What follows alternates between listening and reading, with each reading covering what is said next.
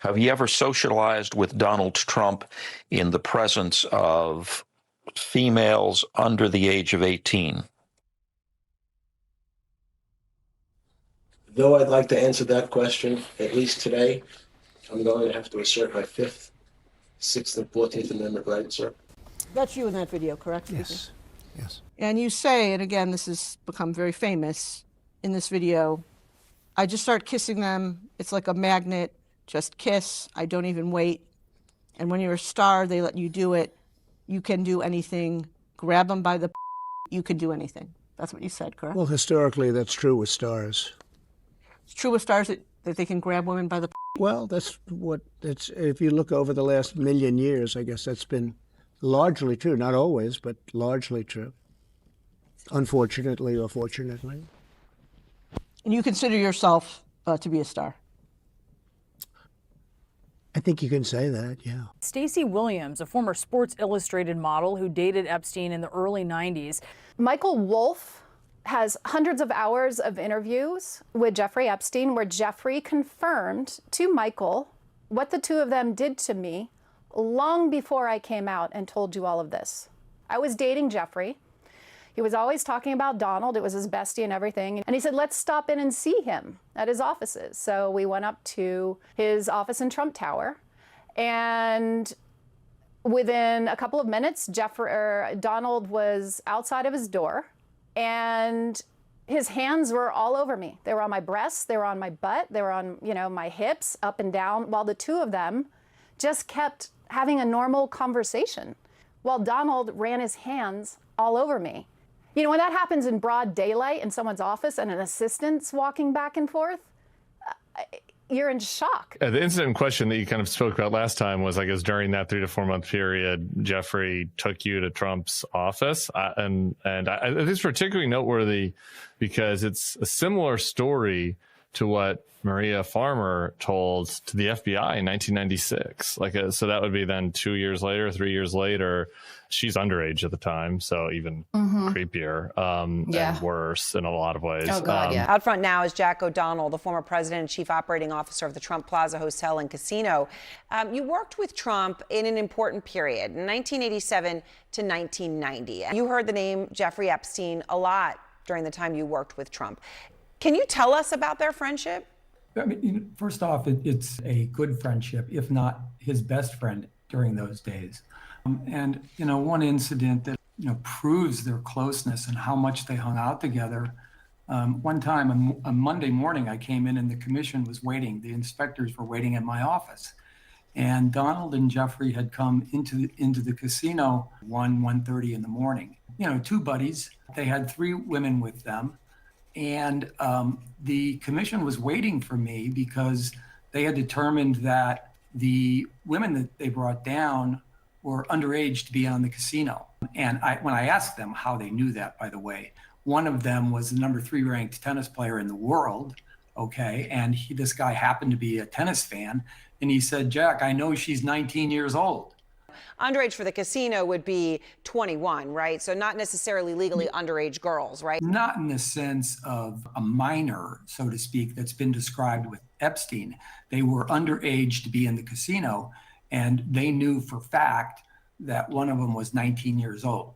In 2002, Mr. Trump told New York Magazine, I've known Jeff for 15 years. Terrific guy. He's a lot of fun to be with. Adding, it is even said that he likes beautiful women as much as I do, and many of them are on the younger side. If you were president, would you declassify, you can answer yes or no to these. Would you declassify the 9/11 files? Yeah.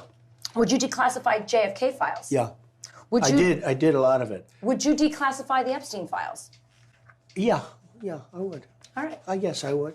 I think that less so because, you don't know. You don't want to affect people's lives if it's phony stuff in there because there's a lot of phony stuff with that whole world.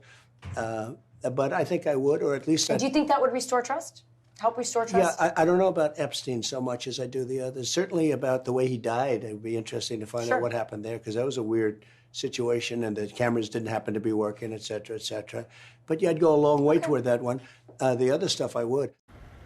Elon Musk is publicly accusing President Trump of being in the Epstein files as their feud intensifies. The accusation came this afternoon in a post on X, with Musk saying that's the real reason the files have not been made public after previous promises from the administration to do so. I don't understand why the Jeffrey Epstein case would be of interest to anybody. It's pretty boring stuff. I don't understand why it keeps going.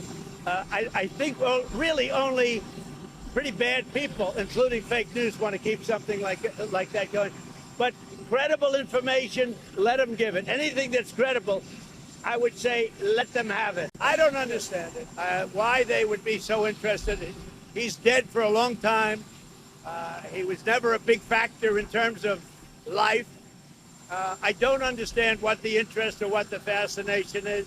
In February, Attorney General Pam Bondi handed a group of Trump-supporting influencers binders she claimed were the first phase of declassified files.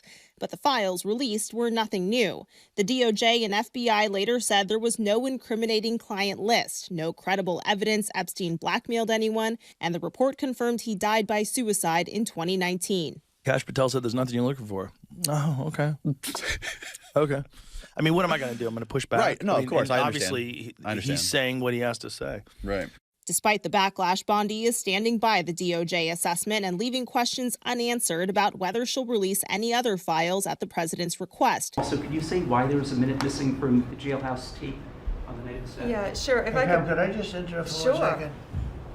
Are you still talking about Jeffrey Epstein? This guy's been talked about for years. You're asking... We have Texas, we have this, we have all of the things. And are people still talking about this guy, this creep? That is unbelievable. Do you want to waste the time, and do you feel like answering? I don't mind answering. I mean, I can't believe you're asking a question on Epstein at a time like this, where we're having some of the greatest success and also tragedy with what happened in Texas. It just seems like a desecration, but you go ahead. Sure. Ghislaine Maxwell is in prison, and so a lot of people want to know if she's going to turn in powerful people. And I know you've talked in the past about Prince Andrew, and you've criticized Bill Clinton's behavior. I'm wondering, do you feel that she's going to turn in powerful men? How do you see that working out? I don't know. I haven't really been following it too much. I just wish her well, frankly. I've met her numerous times over the years, especially since I lived in Palm Beach, and I guess they lived in Palm Beach. But I wish her well. Mr. President, the other day a reporter asked you about Ghislaine Maxwell. Mr. President, Ghislaine Maxwell has been arrested on allegations of child sex trafficking. Why would you wish such a person well? I don't know that, but I do know that. She has. She's been arrested for that. She's now in jail. Yeah, I wish her well. I'd wish you well. I'd wish a lot of people well. Good luck. Let them prove somebody was guilty. And I do wish her well. I'm not looking for anything bad for her. I'm not looking bad for anybody. I hate my opponent. And I don't want the best for them. I'm sorry, but I can't stand my opponent. I mean, she's a alleged child sex trafficker. Big deal. I do. I wish her well. Ghislaine Maxwell, in her own words, describing life in her new prison home and writing emails gushing over her improved conditions. The food is legions better. The place is clean. The staff responsive and polite, she wrote. I am much, much happier here, she writes. The emails, written by Maxwell after an abrupt and unusual transfer from a low-security facility in Florida to this all-women's camp in Texas, typically reserved for white-collar criminals. The move came soon after Maxwell met with Deputy Attorney General Todd Blanche, who previously served as the president's personal attorney. President Trump was always very cordial and very kind to me, and I just want to say that I admire his extraordinary achievement in becoming the president now. Maxwell had nothing but praise for the president, while her lawyer has made it clear she's interested in a pardon. She claimed she never saw any improper or sexual behavior involving him or any other high-profile figures. Did you know of the existence of any such list? There is no list. Days later, she was transferred. The Justice Department, which oversees federal prisons, declined to comment. Mr. President, the president completely ruled out a pardon for Ghislaine Maxwell when you landed. Is that something you would ever consider, and why? Pardon for who? For Ghislaine Maxwell. Well, I'm allowed to give her a pardon, but nobody's approached me with it. Nobody's asked me about it. That means her only chance at getting out of prison is a pardon from you. Is that something you're... Who are we talking about? Ghislaine Maxwell. You know, I haven't heard the name in so long. I can say this, that I'd have to take a look at it. I would have to take a look. Did they reject that? She wanted to appeal her conviction. And what happened? They said that they were not going to hear her appeal. I see. Well, I'll take a look at it. I will speak to the DOJ. I wouldn't consider it or not consider it. I don't know anything about it. So, but I will speak to the DOJ. Why would she be a candidate for clemency, sir? I don't know. I mean, I'd have to speak to the DOJ. I'll look at it. I have a lot of people who've asked me for pardons. I know you want to move past all this intrigue over the Epstein files, but I do want to ask you to clarify something you said this morning. You said this was all a hoax. Has your attorney general told you this was a hoax? What evidence have you seen It's of not that? the attorney general. No, I know it's a hoax. It's all been a big hoax. It's perpetrated by the Democrats, and some stupid Republicans and foolish Republicans fall into the net. Instead of talking about the things we've achieved, we've had tremendous achievement. They're wasting their time with a guy who obviously had some very serious problems, who died 3-4 years ago. I'd rather talk about the success we have with the economy, the best we've ever had, and all of the things we've done, including the Middle East. I mean, you see it. Instead, they want to talk about the Epstein hoax. And the sad part is it's people that are really doing the Democrats' work. They're stupid people.